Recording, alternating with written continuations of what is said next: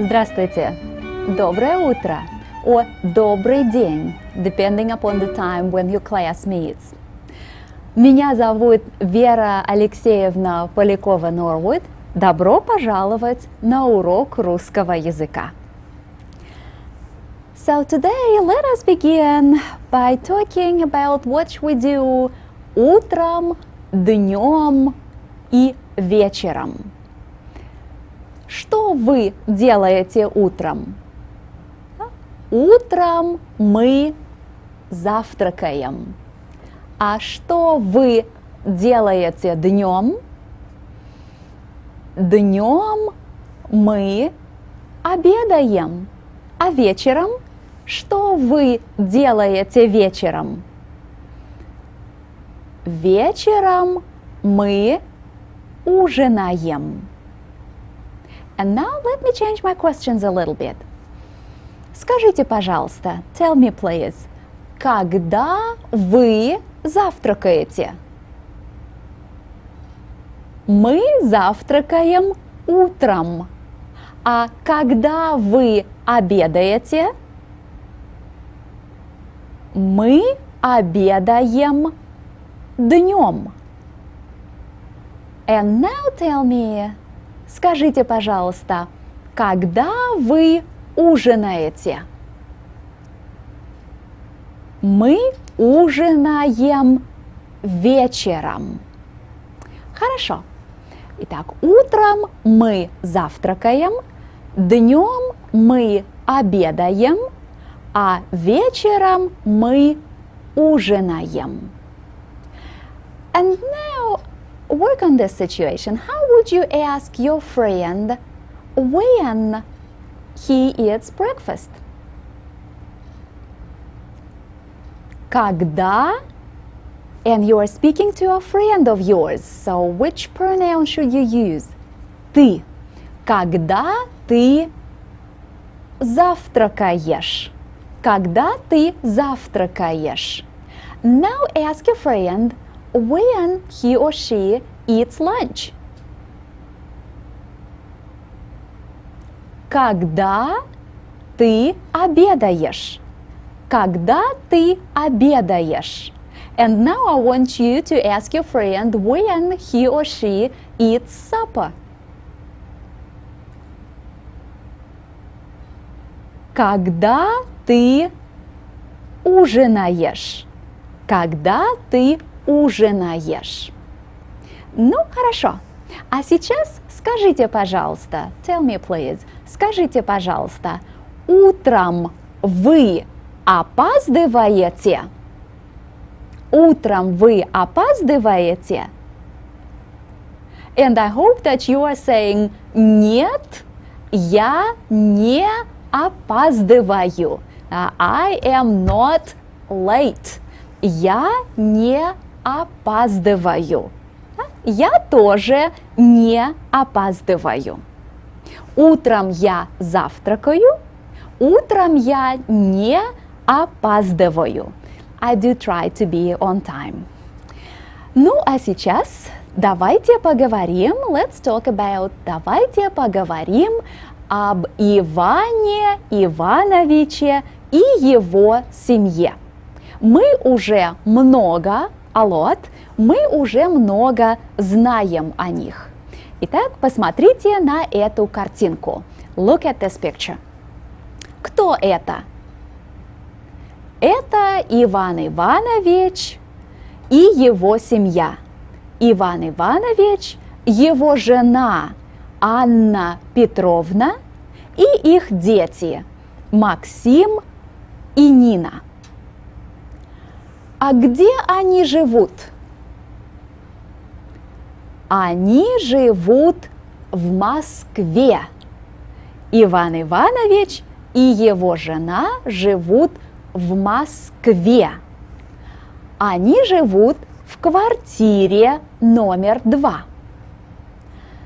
А скажите, пожалуйста, кто Иван Иванович по профессии? Он шофер. А где он работает? Он работает в гараже. Иван Иванович работает в гараже. Хорошо.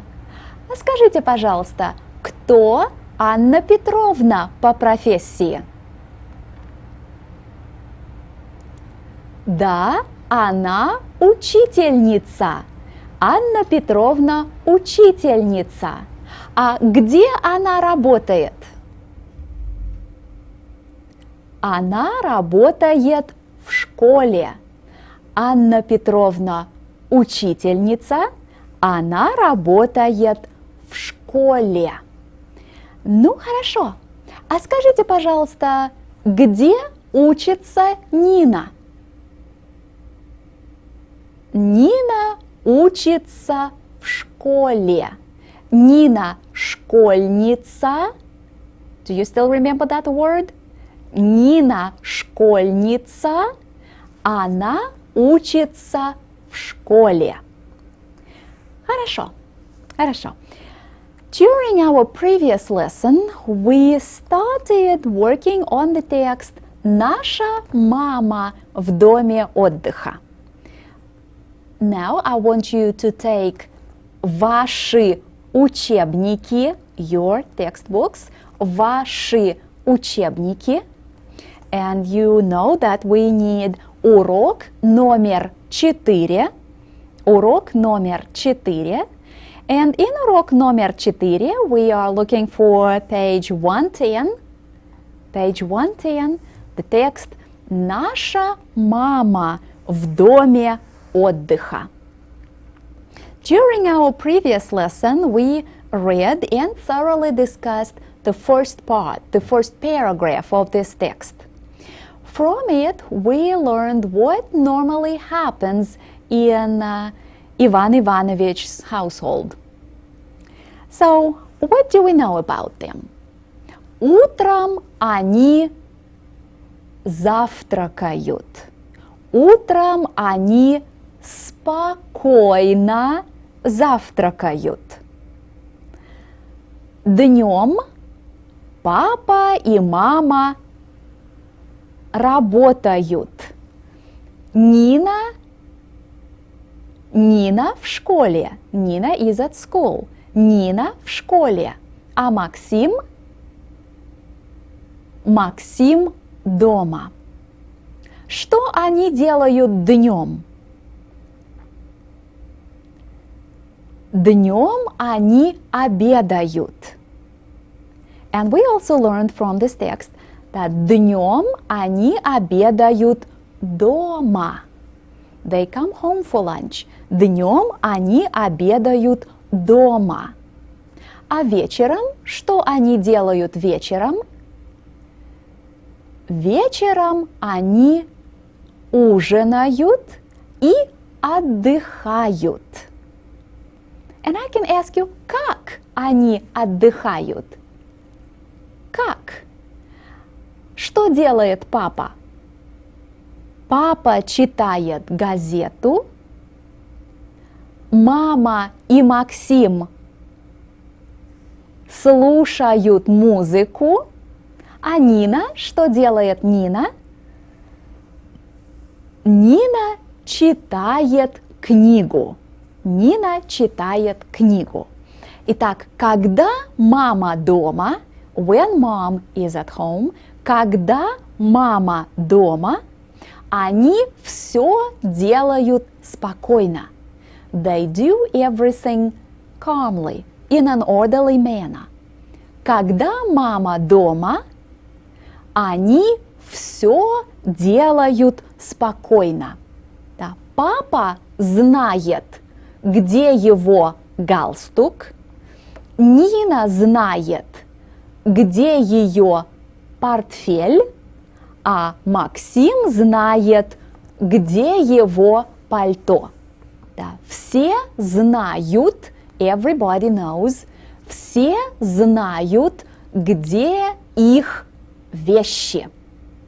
Да, когда мама дома, они все делают спокойно. Хорошо. So today we will take a look at the second part, at the second paragraph of this text. Наша мама в доме отдыха. And do you remember what дом отдыха is? Дом отдыха is a vacation center. Да? Дом отдыха. Дом отдыха. Notice that the title of the text is Наша мама в доме отдыха. In the title we have this phrase дом отдыха in the prepositional case because it expresses mom's location, where she happens to be. Наша мама в доме отдыха. And when we met with you last time, we talked a little bit about what a дом отдыха is. But let's take a look at this photograph one more time. And you are looking at моя мама в доме отдыха. Моя мама в доме отдыха. So in the background of this photograph, you can see a real дом отдыха, a vacation center. And people go there for a couple of weeks to have a good time and sometimes to improve their health as well, because дом отдыха may offer a few health programs going there. Ну, хорошо. Хорошо. So let's go straight to the second part of this text and see what happens here. А сейчас мама в доме отдыха. Утром мы не завтракаем. Мы опаздываем. Папа не знает, где его рубашка. А я не знаю, где мой портфель. Максим не знает, где его пальто. Наша мама в доме отдыха. When mom is away, everything falls apart. So let's discuss what happens here. As you can see in the second paragraph, Анна Петровна в доме отдыха. Nina is still the narrator here. She is the one who tells us the story. But since we are talking about Иван Иванович и его семья, we have to change these sentences and use the third person plural pronoun. Они. Да? Они. Итак, скажите, пожалуйста, tell me please, скажите, пожалуйста, что они делают утром? Утром они не завтракают. А что они делают? Они опаздывают. Утром они не завтракают. Они опаздывают. Папа знает, где его рубашка? Нет. Папа не знает, где его рубашка. Dad does not know where his shirt is. Папа не знает, где его рубашка. Нина знает, где ее портфель? Нет. Нина не знает, где ее портфель. Nina does not know where her school bag is. Максим знает, где его пальто? Нет. Максим не знает, где его пальто. So, no wonder, утром они опаздывают. And why? Why is this all happening?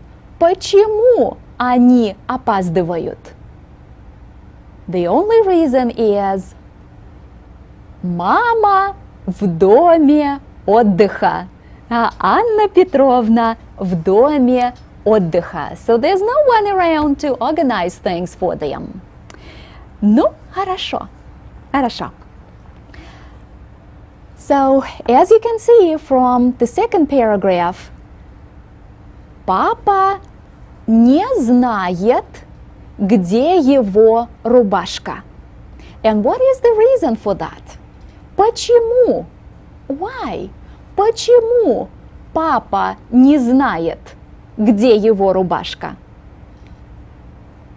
Because mom is at the vacation center. Потому что мама в доме отдыха. So let's look at this. Почему папа не знает, где его рубашка? Why doesn't Dad know where his shirt is? Папа не знает, где его рубашка, потому что, because, мама в доме отдыха.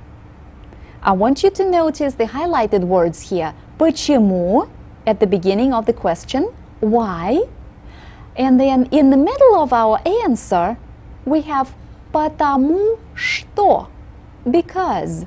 Notice that in Russian we have a two-word phrase, because, потому что, because. So pick up your ручки or карандаши and write down this phrase, потому что. По-английски because.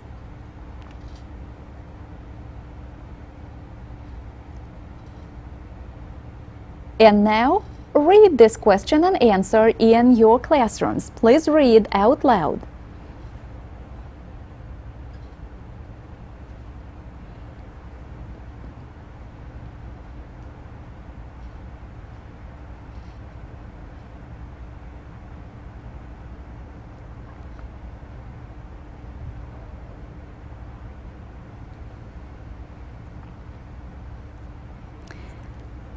Ну, хорошо. Did you struggle a little bit with потому что? Let's say it again. Потому что. Потому что. Almost like one word. Потому что. But it's two words. Потому and что. Потому что. Папа не знает, где его рубашка, потому что мама в доме отдыха. Ну, а Максим? Почему? Why? Почему Максим не знает, где его пальто? For the same reason. Максим не знает, где его пальто, потому что мама в доме отдыха. Let's look at this. Почему Максим не знает, где его пальто? Максим не знает, где его пальто, потому что мама в доме отдыха. And now it's your turn to read, so please read this question and answer in your classrooms.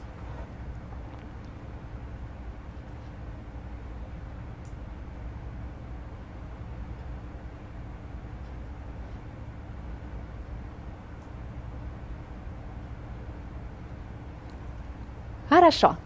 Итак, Максим не знает, где его пальто, потому что мама в доме отдыха. А Нина? Почему Нина не знает, где ее портфель? For the same reason. Нина не знает, где ее портфель, потому что мама в доме отдыха. Посмотрите, пожалуйста. Почему Нина не знает, где ее портфель? Нина не знает, где ее портфель, потому что мама в доме отдыха. Now read this in your classrooms.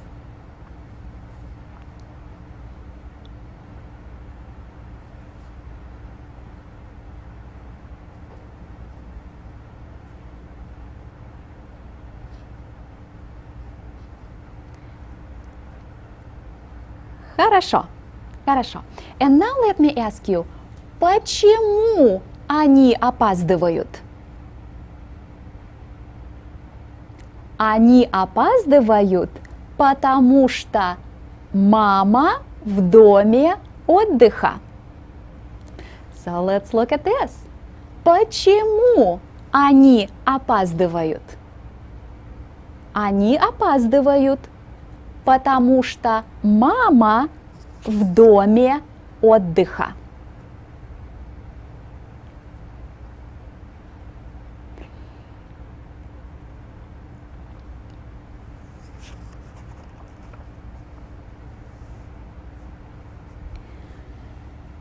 Ну, хорошо. Хорошо. So, what I want you to do after we are finished with this lesson is to practice reading the text. Наша мама в доме отдыха. Наша мама в доме отдыха. After this lesson, I want you to spend at least 10 minutes practicing reading this text. Наша мама в доме отдыха. And now, let's see how we can use the material of this text to describe what you do every day.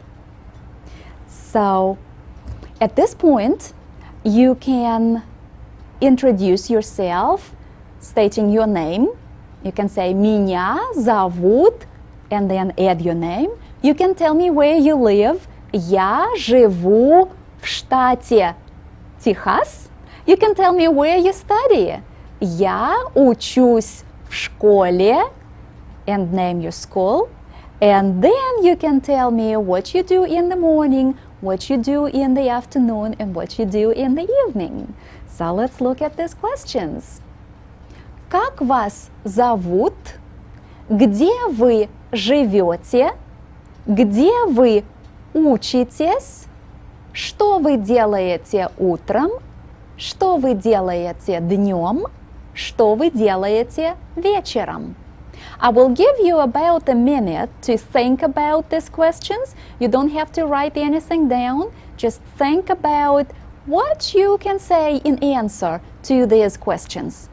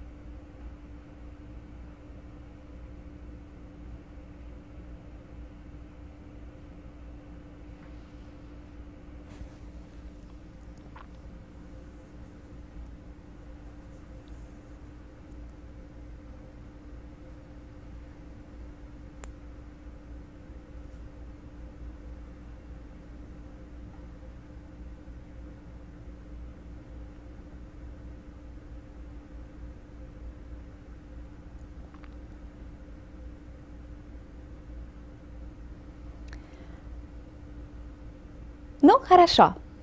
Хорошо. So I didn't ask you to write anything down, but I asked you to think about the answers that you can give to those questions. But I did write something down, so let's take a look at this. When you answer the question «Как вас зовут?», you begin with «Меня зовут». Да? My name is, or they call me, and your name fits right here.